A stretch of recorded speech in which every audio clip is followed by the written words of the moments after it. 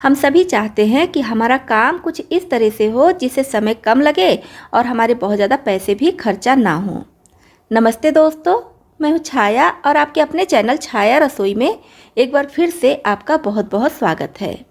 दोस्तों, आज मैं फिर से आपके लिए कुछ छोटे छोटे टिप्स एंड ट्रिक्स लेकर आई हूँ जिसको अपनाकर आप अपने रोज़मर्रा के काम को काफ़ी आसान बना सकती हैं। और सबसे अच्छी बात है कि इसमें आपका एक भी रुपया लगने वाला नहीं है। तो दोस्तों, हमेशा की तरह वीडियो देखने से पहले कमेंट बॉक्स में लिखकर ज़रूर बताइएगा कि इस चैनल की वीडियोस आप किस शहर या फिर किस गांव से देख रहे हैं। तो चलिए देख लेते हैं आज की सबसे पहली टिप।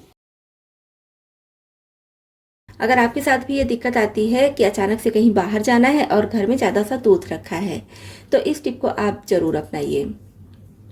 तो लेंगे 2 हरी इलायची और दूध में डाल देंगे और अब इस दूध को बंद करके ढक कर हम रखेंगे फ्रिज में। फिर आप वापस से आकर इस दूध को अच्छे से उबाल लीजिए और उसके बाद आप इसको चाहे तो चाय बनाने में यूज कीजिए, खीर बनाने में, दही बनाने में, तो इसको आप किसी भी चीज़ में यूज कर सकती हैं।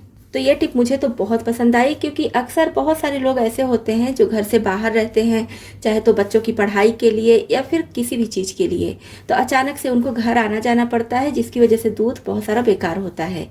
तब आप इस टिप को ज़रूर अपनाइए। नेक्स्ट टिप है हमारी इस तरह के ढक्कन को लेकर। ये टिफ़िन का ढक्कन है या फिर बहुत सारी चीज़ें हम मार्केट से लेकर आते हैं जिसमें इन सब टाइप के ढक्कन लगे होते हैं। तो मैं देखिए कितने सारे ढक्कन इकट्ठा करके रखी हूँ, तो मैं कभी नहीं फेंकती हूँ, इसको इकट्ठा करके रखे रहती हूँ। इसका मैं बहुत अच्छा यूज करती हूँ। जैसे कि कुछ भी चीज़ें अगर ढकने को हुई, मान लीजिए बच्चों को दूध दे रहे हैं, बच्चे थोड़ा देर से दूध पीने वाले हैं, तो इस तरह से हम इसको ढक देंगे।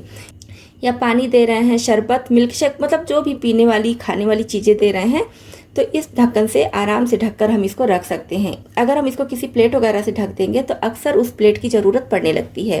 तो ये ऐसी चीज़ें हैं कि इनकी ज़रूरत भी नहीं होगी, आप इसको ढक कर कितनी भी देर के लिए छोड़ दीजिए, कोई दिक्कत नहीं है।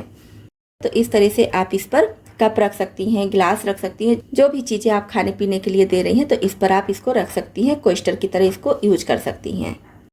मैं तो इसका एक और बहुत अच्छा यूज करती हूँ। जब भी कैंडल जलाना होता है तो कैंडल को इस पर इस तरह से चिपका देती हूँ, जिससे क्या होता है कि कैंडल इस पे अच्छे से चिपक भी जाता है और जो भी कैंडल गिरता है फर्श पर या फिर किसी मेज पर हम इसको रखते हैं तो वो चीज़ें गंदी नहीं होती हैं, वहाँ पर कैंडल नहीं चिपकता है, इसी में गिरता रहता है, जिससे हमारा फर्श या मेज वगैरह गंदा नहीं होता है। तो ये छोटी सी टिप है लेकिन बहुत ही यूजफुल टिप है। आपके घर में भी इस तरह से ढक्कन है तो इसको फेंकिए नहीं, इसको आप एक जगह इकट्ठा करके रख लीजिए। कम जगह में ये आ भी जाएंगे और मल्टीपर्पज़ होते हैं ये, इनका आप कई जगहों पर घर में किचन में यूज कर सकती हैं।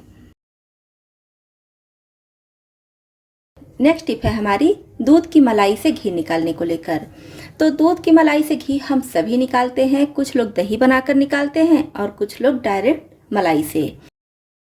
तो अगर आप डायरेक्ट मलाई से घी निकालती हैं तो आपके लिए बहुत ही यूजफुल टिप है।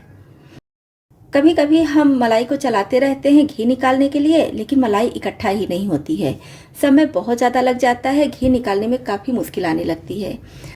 तो इसके लिए क्या कीजिए, जब भी आप दूध की मलाई से घी निकालिए तो जब आधी मलाई ख़त्म हो जाए, मतलब कि आधा जब इसको पका लीजिए, तब इसमें डाल दीजिए 1 चम्मच गेहूं का आटा और इस तरह से फैलाते हुए डालिए। गेहूं का आटा डालने के बाद तुरंत इसको इस तरह से चलाने लगे। इससे क्या होगा, आप बस कुछ सेकंड में ही देखेंगी घी अलग हो गया और मावा अलग हो गया। लेकिन अगर आप गेहूं का आटा डालकर इस घी को निकाल रही हैं तो बस आपको ध्यान यही रखना है कि आप इस घी का यूज पूजा पाठ या फिर व्रत त्योहार में नहीं कर सकती हैं। नॉर्मली खाने के लिए आप इसका यूज कर सकती हैं, कोई रेसिपी बनानी है उसमें कर सकती हैं, लेकिन पूजा पाठ में इसका यूज नहीं कीजिएगा क्योंकि इसमें हम गेहूं का आटा डाले हैं। तो ऐसे ही खाने के लिए अगर आप घी निकालती हैं तो इस टिप को जरूर अपनाइए, बहुत ही यूजफुल टिप है। मुझे तो ये टिप बहुत ज़्यादा पसंद आती है और इसका जो मावा बनता है ना, मावा भी मात्रा में ज़्यादा हो जाता है और काफ़ी टेस्टी होता है। तो इस मावे से भी आप अपनी पसंद अनुसार कोई रेसिपी बना सकती हैं या फिर हलवा वगैरह जिस भी चीज़ में डालना चाहे डाल सकती हैं। मावे में आटे का स्वाद बिल्कुल भी नहीं आता है और ना ही घी में आटे का स्वाद आता है। तो छोटी सी टिप है लेकिन बहुत यूजफुल है, इसको आप भी एक बार ट्राई करके देखिए, आपको भी बहुत पसंद आएगी। नेक्स्ट टिप है हमारी पुराने सॉक्स को लेकर और पुरानी कंघियों को लेकर। पुराना सॉक्स हम सभी के घरों में होता है, कभी कभी एक पेयर गायब हो जाता है या फिर फट जाता है, तो आप उसको ले सकती हैं। नया पुराना कोई भी सॉक्स ले सकती हैं यहाँ पर। और इसी के साथ में हमें चाहिए कंघी। तो कंघी को हम सॉक्स में ऐसे डाल देंगे और अच्छे से इसको टाइटली यहाँ से ऐसे पकड़ लेंगे, इस तरह से करके। तो फ्रिज में इस तरह से साइड में जो रबर लगा होता है ये काफ़ी गंदा हो जाता है, तो इसकी सफाई करनी भी काफ़ी ज़्यादा ज़रूरी होती है। ये देखिए, ये रबर अगर हम साफ़ नहीं करेंगे तो कुछ दिनों पर काफ़ी गंदा हो जाता है, और जब गंदा हो जाता है तो इसमें कॉकरोच आने का काफ़ी डर होता है। तो वैसे हम किसी चीज़ से इसको अगर साफ़ करेंगे तो बहुत अच्छे से साफ़ नहीं होगा। चाकू वगैरह से साफ़ करेंगे तो रबर के कटने का डर होगा, और जब इस तरह से कंघी में सॉक्स लगाकर हम इसको साफ़ करेंगे तो अच्छे से साफ़ भी हो जाएगा और इसके कटने का डर भी नहीं होगा। ये देखिए, इस तरह से लाइनिंग में इसको डालिए और एक बार में ही इस तरह से साफ़ कर लीजिए।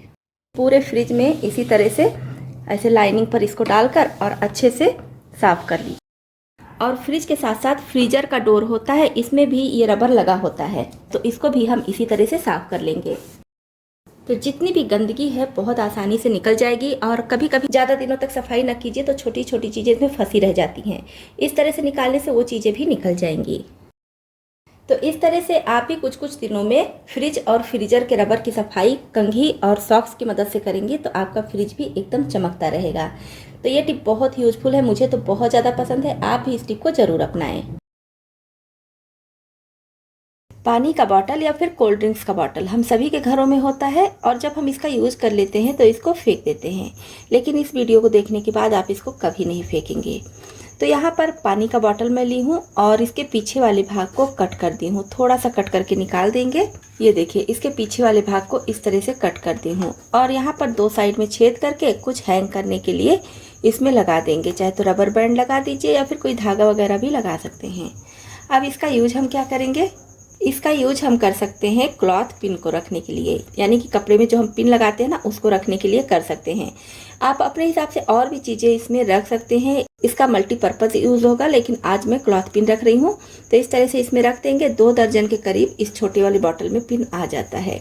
अब इसको आप कहीं भी छत पर हैंग कर दीजिए या फिर आंगन वगैरह है, मतलब कि कहीं भी इसको हैंग कर दीजिए, तो आपको पिन खोजने की ज़रूरत नहीं पड़ेगी कि पिन कहाँ गया। आप चाहे तो जो पीछे का भाग कट किए हैं उसको इस तरह से लगा दीजिए, और चाहे तो खुला भी रखिए, कोई दिक्कत नहीं है। तो इस तरह से आप इसको हैंग कर दीजिए, आपका सारा पिन एक जगह रहेगा, बॉटल का यूज भी हो जाएगा। इसके लिए आपको अलग से कोई भी कंटेनर खरीदने की ज़रूरत नहीं पड़ेगी। तो बहुत ही अच्छी टिप है, इसको आप भी अपना सकती हैं। अगर आपको वीकनेस रहती है या फिर हीमोग्लोबिन कम रहता है, तब क्या कीजिए, लीजिए थोड़ा सा भुना हुआ चना। ज़्यादा नहीं लेना है, 1 छोटी मुट्ठी चना ले लीजिए और छोटा सा गुड़ का टुकड़ा ले लीजिए। भुना हुआ चना और गुड़ साथ में जब आप खाएंगे ना तो बहुत ही ताकतवर होता है ये, और हीमोग्लोबिन तो सही करता ही है, साथ ही साथ और भी बहुत सारी चीज़ों में फ़ायदा करता है। तो आप इसको चाहे तो सुबह सुबह खा लीजिए या फिर शाम को 4-5 बजे जब कुछ हल्का फुल्का खाने को मन करे तब आप इसको खा लीजिए। दिन में कभी भी आप इसको खा सकते हैं, कोई दिक्कत नहीं है। और कोशिश कीजिए कि छिलका उतरा हुआ भुना चना नहीं लेना है, यहाँ पर छिलका सहित भुना चना लेना है, क्योंकि छिलके में काफ़ी फाइबर होता है। भुने चने के साथ साथ इसका छिलका भी काफ़ी ज़्यादा फायदेमंद होता है। तो छिलका उतार कर नहीं लेना है, छिलका सहित ही लीजिए। आप कुछ दिन खाएंगे, आपको अंतर खुद पता चल जाएगा। पुराने ज़माने में लोग भुना हुआ चना और गुड़ बहुत ज़्यादा खाते थे, जिसकी वजह से वो काफ़ी स्वस्थ रहते थे। तो आज के समय में भी आप इसका यूज कर सकते हैं। डॉक्टर भी बोलते हैं अगर हीमोग्लोबिन ज़्यादा कम रहता है तो भुना हुआ चना और गुड़ खाने से काफ़ी ज़्यादा फायदा मिलता है। तो दोस्तों, आपको इसमें से कौन सी टिप ज़्यादा पसंद आई और कौन सी पहले से पता थी, कमेंट बॉक्स में लिखकर ज़रूर बताइएगा। इसी तरह से और भी ज़्यादा यूजफुल टिप्स एंड ट्रिक्स देखने के लिए, और अगर आप चैनल पर नए आए हैं तो हमारी यूट्यूब फैमिली में शामिल होने के लिए इस चैनल को सब्सक्राइब भी कर लीजिएगा।